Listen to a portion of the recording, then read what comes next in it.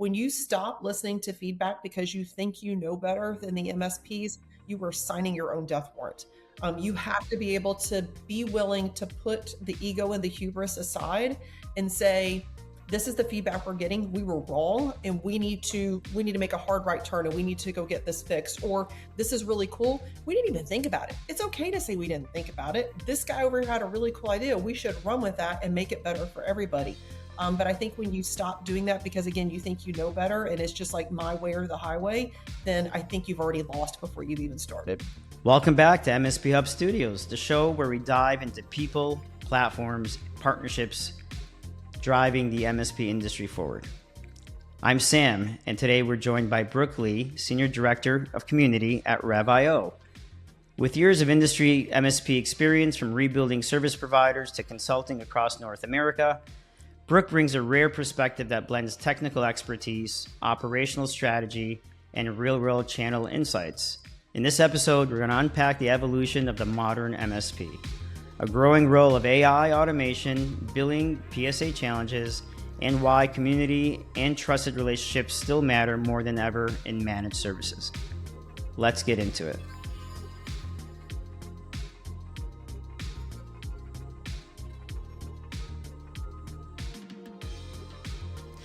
Good morning. I'm here with Brook Lee, Senior Community Director at RevIO. Nice to have you, Brook. How are you? I'm good. Thank you for having me on a Monday. It's a pleasure to be able to spend some time with you. So we met once back in Florida in the quick pass, and thank you for joining the podcast today. We obviously all just came back from Las Vegas. How did that go for you guys? It was a good event for us. We did both of the events back to back. So we did the MSP Summit, and then we did the channel partners both. So we were there for the entire week. Good events for us. I had a speaking session with MSP Summit. Again, I love being able to be in a room, talk to a lot of MSPs at once, let them ask all the questions they want to ask. Those are definitely my favorite sessions. So again, had a good event, good time. We got a lot out of it. I love being able to be it's not for everybody, but I like being boots on the ground because I think that's where you learn the most from MSPs. You've got to stay plugged in. You've got to talk to people. You've got to figure out what they have going on right now. And then we've got to figure out how to help solve those problems. 1,000%. And it's interesting to me, you have a unique perspective because you do have some history in the MSP space, if I remember correctly. Is that accurate? I do. So I'm a geek. I'm a computer person. It's what I went to college for. I did internal IT for corporations for a number of years, network server administrations type stuff. And then in about 2009, I moved into the MSP space, worked at a local MSP in Savannah that I lived at there for a number of years. Then probably about 10 years. And then I did consulting for about 4. Rebuilt MSPs all over North America, probably my most favorite job because it's very similar to an MSP. You just get dropped in. It's like a full-on dumpster fire. Right. And then I got to peel back the layers and fix it. It's extremely gratifying. Absolutely love that. And then I moved into the channel side, working for software companies about 3 years ago. That's great. So your perspective of the MSP is pretty much spot on given the experience, which is very unique to me, by the way, because a lot of people in the channel have always started in the channel and sometimes missed the beat, right? I cannot imagine. Like, I'm not sure how I would have a conversation with people. I tell people when I talk, there's pretty much no job I haven't done in an MSP other than own one. So again, I think that's it's job security for me for sure, because there's not a lot of us that are in this space. But it also allows me to have conversations with pretty much everybody that can show up in an event. I mean, if you're a dispatcher, let me figure out how I can help you do that job better. You're a field tech, you're a COO, you're a finance person, service manager, whatever. And again, being able to have those conversations, and I call it street cred, because I've done all the things that we're going to talk about and to figure out how we're going to come up with a solution. Right. Again, it's definitely something that's enjoyable about my job for sure. There's a lot to be said about having a conversation where the person you're speaking to really feels like the energy of the discussion and the pain points versus just, being heard. I tell people I was at an event earlier this year, an ASCII event in Costa Mesa, and I was on this panel, and it was about how to figure out how to work better with vendors. And so we're kind of going back and forth. And because I'm not a vendor, like initially, right? I've been an MSP. So I was like, hey, these are some of the questions you need to ask. And I told them, they were like, what's one thing you want to leave them with? And I said, from here on out, any event that y'all go to, if you rock up to the booth and they are not asking you first about your MSP, or they just like launch right into the sales pitch, so that's a red flag. You need to keep going, because Yeah. I literally have no idea of whatever it is that I'm selling. Could be anything under the sun. I have no idea if it's going to work if I don't understand your MSP. So if we don't have that conversation first, I don't know how we're talking about anything that you're selling. Yeah. So I think that's definitely a different perspective that you and I have. Is this you again? I've got to know about your MSP. How big is it? What do you have going on? Your processes, your stack, people, clients, verticals, all of those things, to be able to decide, is what I have, is that going to help you at all? Or is it something else? I need to walk you across the expo hall and introduce you to Sam, because Sam's got what it is that you need to be able to help you solve this problem. That's fantastic. And yeah, being able to walk into the room and tell them how great you are before they even understand what you do. That I don't know just, about that. at least from an MSP standpoint, it could challenge the narrative a bit. So that being said, you're obviously in a great community channel role now. You're with RevIO, strategic partner of MSP Hub. Tell us about RevIO's background. I know it shares some history in the telecom space and It up to does. current events. Yeah. So the company started around 2002. They're sort of like their bread and butter, like all their background was in the billing and the telco side of the house, which is completely foreign to me. I mean, for anybody that's on this call, I feel your pain, because I saw one of those bills from like the billing side with all those taxes and everything, and I just thought there's absolutely no way I'd want to do this on a daily basis. Just a hard pass. Right. So that's where the bulk of all their work came from. So they do billing, they do like they help with the tax piece or whatever. So they like integrate all that stuff in. So they're big on automation. And then last year, I tell people it's LinkedIn does work. I got a random message from my now boss, Usman Zahur, and he messaged me and he was like, "Hey, I see that you're like the big MSP girl or whatever. We have this new this new solution from RevIO. We would love for you to take a look at it," which was their PSA. So it's like the ticketing, the billing, all that kind of stuff.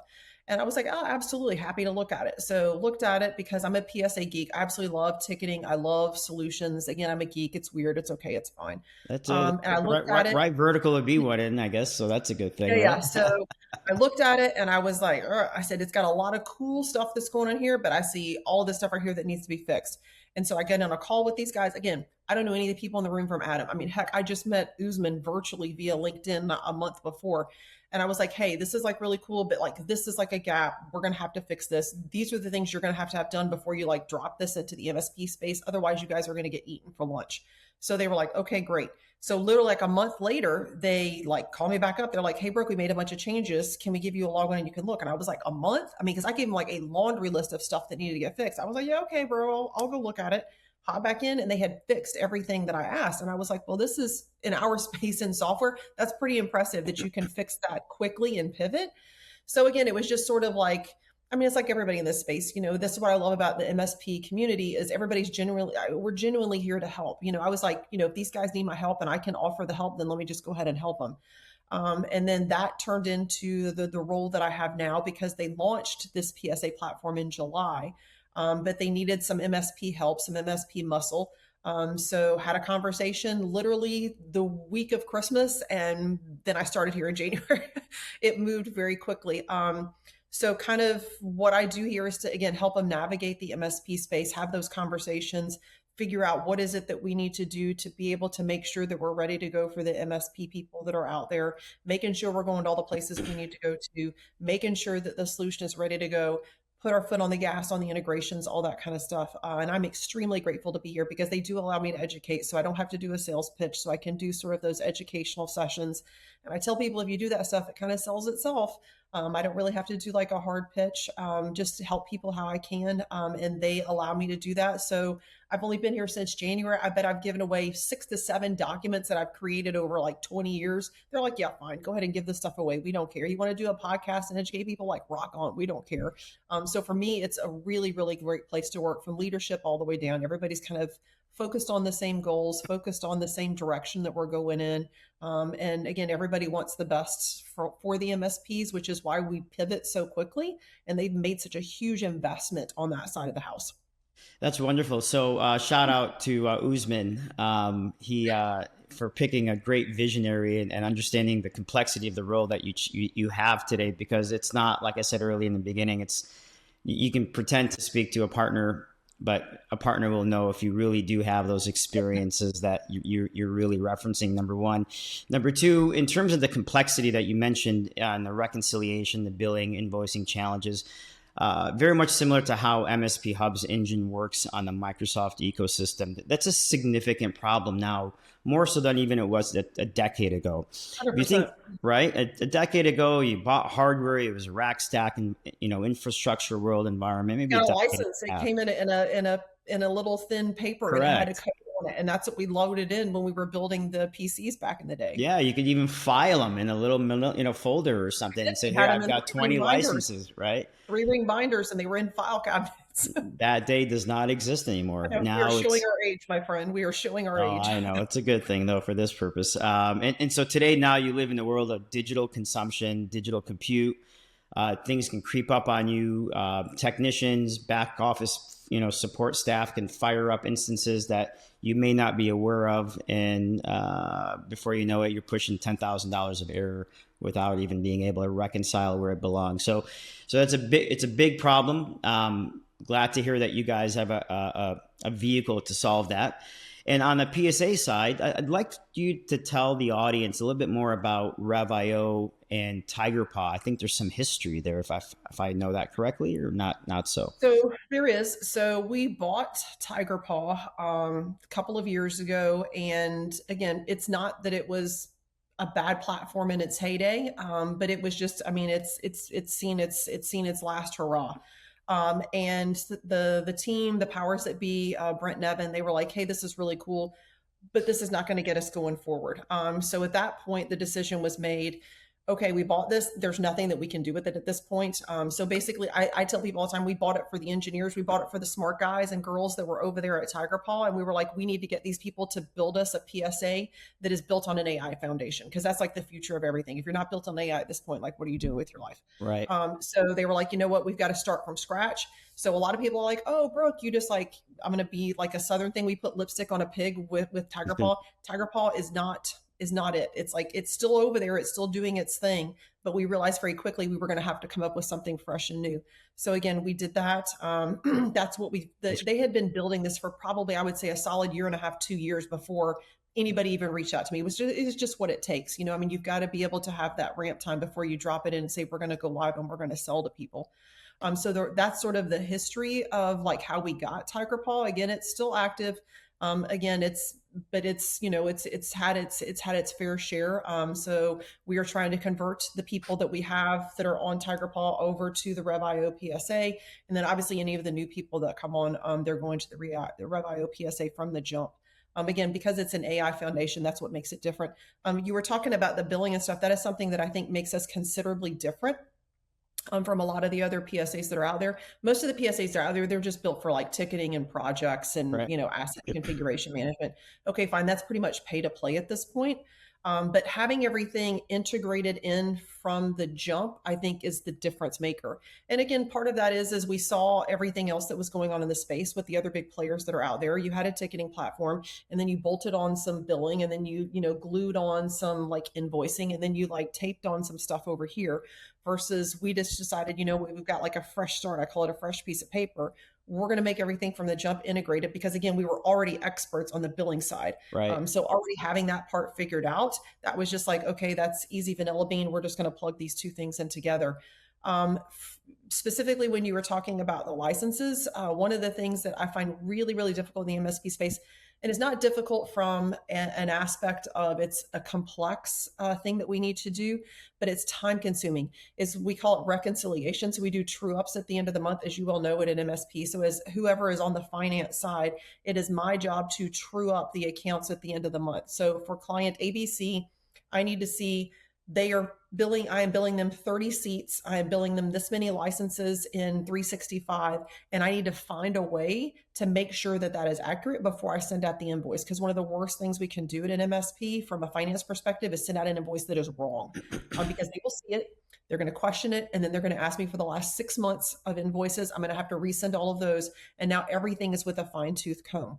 But doing that, how it used to work is back in the day is as a finance person, we had two options. And me as a tech person, I would have to give that finance person admin access to 365 to go look those things Right. up. I do not want to do that. It makes my eye twitch. I don't want them to have that access. Option two is they have to ask me, an engineer, tier two, tier three, tier one, to go pull these reports for them. Hey, I need client ABC. And let's say, I mean, again, then you have to do this at scale. In the beginning, you've got 10 clients. Okay, fine. Next thing you know, you have 100. So that's not like a scalable process. So now either I give them access, which is eventually what happens because it's not scalable with asking somebody to do these things for me, or I've got to pay somebody like myself, a consultant, a couple of $100 an hour to be able to create these reports for you. Versus now in RevIO with the AI that's built in, we have Revi, who is our bot. I can say, I need to see client ABC. I need you to go tell how many licenses they have in 365 and how many licenses am I charging for, and let me know what that number is. And then, like in 90 seconds, I've got the report. And I can do that at scale for every single person that I have. And I can say, dump this into a PowerPoint, give this into me into some freaking pivot table, an Excel, whatever it is you want to look at it, and be able to do that in a matter of like an hour versus 6 to 8 hours plus, Right. depending on what you have. So we being the vendors, it is on us to create something that's going to allow people to do this, because billing's not sexy. It's not fun, but it really sucks when you get it wrong. Yeah, well, it impacts the bottom line. I mean, I've seen invoices go out to partners and never get invoiced to the customer. In our space, by the way, I think this is either IDC or Gartner fact.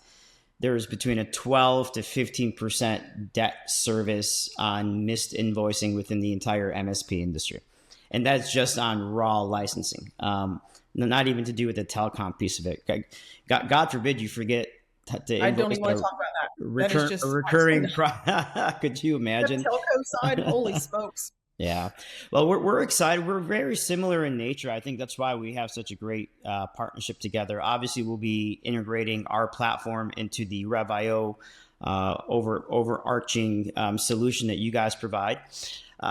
Very similarly, when we built the platform years ago, one of the things that I wanted to do is make sure that there was no human intervention required for invoicing. So the one area that we take our platform a bit further is basically direct API into Microsoft's ecosystem.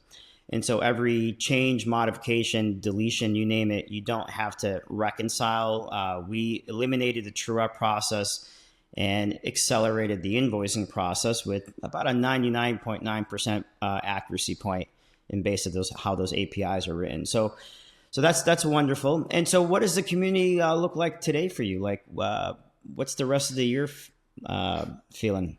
Oh, my man, I am like, we are just into April and I'm already like exhausted and tired. Yeah. Um, but that's my job, is I go to events. I absolutely love it. It is an event packed season. It's something that's a little bit different in our space than others.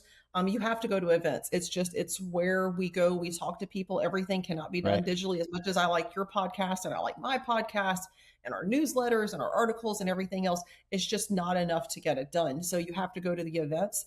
I am at a variety of events this year. Obviously, a lot of them are MSP heavy focused. The next big one that we have coming up is the Kaseya Connect event at the end of the month. That's a huge event for us. There's probably, I don't know, 4,000 people there. MSPs, it's a big, big event. But I'm also doing some heavy lifting as well in the telco and the integrator side, because we still have that large part of our business Right. as well. So for me, I really enjoy it because I'm learning something new. These are completely new people that I've never talked to before. So learning how they do business, what is it from my background that I can help with? And what I've realized, a lot of them is, I think both Rob last year at our summit, and Brent and Evan as well, have been talking about this sort of convergence of these businesses. So a lot of these integrator telco guys and girls are dipping their toe into the MSP space, and then the MSPs are kind of dipping their toe into the integrator and the telco side. So we're having sort of this merging of whatever, which makes for some really interesting conversations. So I have some conversations sometimes at these integrator and telco spaces when I'm like, oh, and they're like, oh yeah, we're going to start an MSP, or I've got an MSP, and I'm like, well, cool. What are you doing? What are you using for X, Y, and Z? And then all of a sudden, it becomes like this glazed over, and they're like, I have no idea what this lady is talking about, and I'm like, so if that's the case, then we're not really an MSP yet. So we need to Right. figure out They how must have this come from works. the vendor side. No, sorry, that's a bad joke. I know.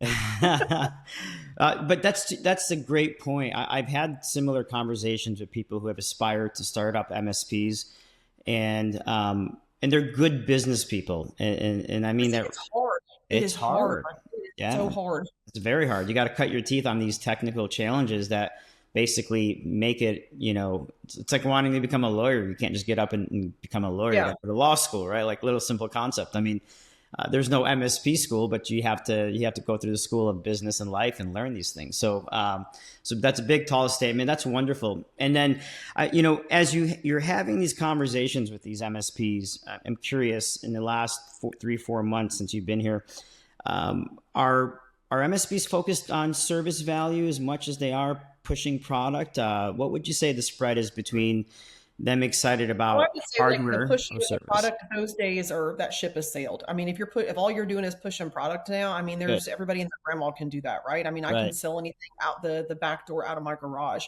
So I think definitely at this point, the service that you're selling is what makes you different. I always tell people at an MSP, I can have 75 MSPs in a room. Every single person can have the same stack. What makes you inherently different are the people that work for you and your clients. Those are the only two things that make you different. So you have to keep those two groups of people happy all the time. So yes, you're selling a service, but you're selling yourself. What makes me different?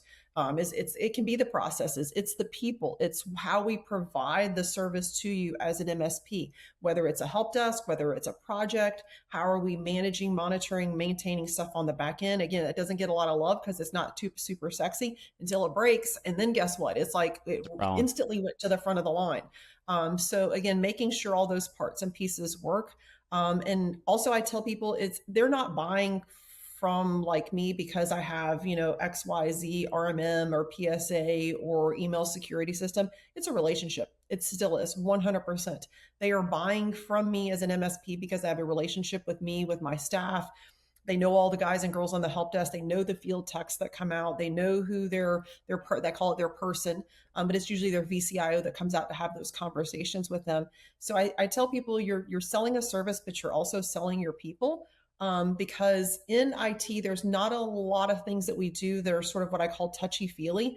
But as an MSP, you should take it to heart that you're helping your entire community, because as me as an MSP, if I can help 100 businesses in this like county that we live in, right? If I can help in this city 100 businesses of various types be more successful, if I can help them keep them safe and secure, help them try to keep from getting hacked, make them more AI ready, which is going to do a lot of different things, I can make them be able to grow. You can hire more people from the community. You can keep the kids that are graduating school from leaving town and going somewhere else. They want to stay there because you've got the cool new tech stuff, because we realized there was something cool for your accounting firm, this new technology that's coming out, and it's going to make you 1,000 times better, and it integrates AI. So now all of a sudden, two kids that graduated from a local college are like, we should go work for there because they're doing next level stuff there as far as finance goes. And again, a lot of people don't think about that. But if the community grows and they hire more people, again, your community becomes more resilient. It becomes more like it's bigger. It becomes more successful. Everybody gets back. We're going to pay more in taxes. We have better parks for the kids to play in. We have better opportunities for people there. We give more back to the schools and everything else. And I think sometimes people lose sight of that because they're pushing the product versus pushing the people and how it is that I can help my community be better. well, that adds a whole new perspective to the term trusted advisor. Yes. I mean, no one's going to follow that point of direction unless there's good trust there in terms of the professionalism and the actual playbook that you bring into the table, right? Which is so Yeah. important, and it's changing. I mean, that's the whole thing. Generative AI, like you said, how does it impact the MSPs versus just being a generative platform for anything AI? What are the specific use cases that we're building and thinking through from a thought leadership perspective to add value to these MSPs? And by the way, it's not a one and done. It's always going to change. Um, 100%. hence the Every day is term something different. generative, right? Yeah. So that's wonderful. So, and obviously all those challenges around the trusted advisory work that you just mentioned is wrapped around your platform on the RevIO side. So that's basically just for our audience. That's the narrative behind the story. Is that an accurate Absolutely. statement? And it's part of, again, our company's built a little bit differently. So we have a community, it's a software community platform that we have where all of our partners and everything are in there all the time. Also, the developers are in there too. But the cool thing about it is the two owners, Brent and Evan, they're in there all the time as well. I mean, you'll get them responding to questions, and somebody's like, hey, I wish I could do this, but y'all's platform doesn't do this right now. Next thing you know, like 7 people have responded. And then one of the devs, he goes off, he or she goes off. They're sitting in their bank of computers. A week later, they come back and they're like, hey, we got this fixed. Here it is. And I'm just like, that kind of stuff is so freaking cool to Yeah. be able to see that you can have a company that's as big as we are, but you can still be able to talk to an owner. You can still talk to the developer. We have a chief AI officer here. We just put that person forth, Josh, I think maybe in January of this year. And we've never had anything like that. And there's more companies that are going to have those things. Oh But yeah. you can talk to Josh in the community. I mean, this is the guy that's at the top of the food chain for the, he starts talking about stuff and all of us just kind of tune out because it's way over our head. But you can literally have a conversation with that guy. You can have a conversation about AI. You can talk about what are the things that are working or not working for you. And I think that's another big piece in our space, the vendor space in general, is that sometimes gets lost, and it's where a particular SaaS company sort of loses its way. When you stop listening to feedback because you think you know better than the Yep. MSPs, you are signing your own death warrant. Yep. You have to be able to be willing to put the ego and the hubris aside and say, this is the feedback we're getting. We were wrong, and we need to make a hard right turn, and we need to go get this fixed. Or this is really cool. We didn't even think about it. It's okay to say we didn't think about it. This guy over here had a really cool idea. We should run with that and make it better for everybody. Yeah. But I think when you stop doing that because again you think you know better and it's just like my way or the highway, then I think you've already lost before you've even started. Absolutely, that's you summarized that very well, and you're absolutely right. The evolution of our space is at a critical time. It's first time I've been in this space for 25 years, and it's the first time that I've seen AI or a platform technology like AI definitely add value and potentially impact Yeah, every potentially. space, right? Potentially, it all depends on which side of the fence you're on, really, at the end of the day. But we're excited about RevIO. We're looking forward to being your Microsoft strategic co-sell partner on that. Looking forward to more conversations there. Send my regards to Usman as well. Tell him we say hi on the podcast. It's his baby, the Oh Commerce yeah, Hub. Again, it's also something that makes us a little bit different. The fact that the Commerce Hub is where we say, hey, here's all the vendors that provide. You can search. I need to get an email service provider or whatever it is. You search on it. Here's the 3 or 4 that we have in here. Completely agnostic. Nobody gets pushed forward ahead of everybody else. Sort of give you a side by side of what you want to do. You rock on, add to cart, check out. You never leave the PSA. That is just again, Usman's putting him and there's a gentleman here named Kemp. They are burning the midnight oil to make this thing work. And again, it is some next level stuff. It is really stinking cool. well, he clearly picked the right person to communicate out the platform passionately and with accuracy, given your background in this space. So, congrats to the success. Congrats to the new role. Hopefully, it works out well and you thrive in it. Sounds like you are.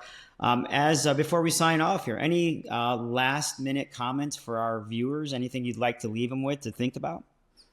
No, but I do want that you to be able to tell them because you used to have an MSP. And Right. I always want people to like get their street cred, because there's a lot of people in this space that haven't. So I would love if in the couple of minutes we have left, if you could Yeah. tell us a little bit about your MSP and how you got to where you're at now with MSP Hub. I started my MSP in 1999. That's now I'm really dating myself. And I've gone through different iterations and different versions of our company. It wasn't always MSP Hub. It was a couple of other former names, but what can I tell you? It's a grind. I've learned a lot. I've been through enterprise grade deals on the MSP side, mid market down to the scrappy mom and pop shop that really Yep. we enjoyed having them around. We still have a few of them actually that kind of linger and check in and say hi. And I've got one customer of ours which is on the platform side now. He's been with us for 23 years. And so when you talk about a trusted relationship, That guy's your ride or die. He hasn't left that's you, but it. I promise you, he and I can have some stories because we all mess up. We Yeah. all make mistakes. And to your Yeah. point, like all the different things that you've done, again, I think that also is what makes you and I a little bit different from other people, is because you can have conversations, right? Yeah. Even if somebody's coming to talk to you about MSP Hub, but they've got like, hey, Sam, I am really thinking about moving into the mid-market space. I'm thinking about moving into the enterprise space. You can have some real legit conversations with them about things that you did that were successful, things that you did that didn't work. Right. And again, that's a huge help for people to be able to sort of have those conversations with people that have been there and done that. And that's not a lot of information that they're going to get from Google and whatever. That's just, again, from somebody that like was in it, in the grind every single day, trying to figure things out. And again, I think that's definitely something that sort of makes your experience different than a lot of people that we deal with in the space. I think MSPs have to be IT director's top three person in business. If there's a problem and there's a 100%. customer, I need to be able to call X, Y, and Z Corp because they will handle it. I don't need to file a ticket. I don't need to go through the nonsense. I need to be able to get someone's attention. You know, House of Cards is falling in some capacity, and I trust that once that message gets pushed along, it gets resolved. And that's always been the mantra that I followed, which is basically hire us for your issues. And otherwise, if I'm more stressed for you as a company than I am a solution provider, might as well just go do the work yourself and save yourself I some know. money, right? So, but Absolutely. running an MSP has been great. And to your experience, has allowed us to pivot into the MSP Hub platform. Since then, we've developed multiple platform technologies, true SaaS, 4-tier architected solutions for our industry.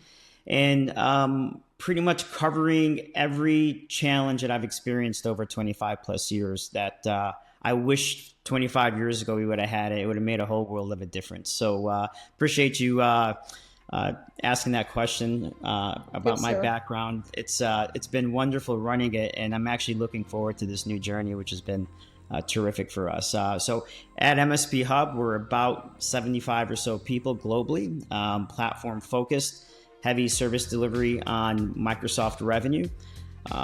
And we cover a lot of their badges. So if anyone listening on this call needs any support, either on the PSA side, we've got my friend here, Brooke, or anything on the Microsoft side, feel free to reach out to us any way you can, and we'll be here to help you out. So thank you very much, Brooke, for attending today. Yes, sir. Thank you for having me. I appreciate it. My pleasure. Take care, everybody. Till the next one.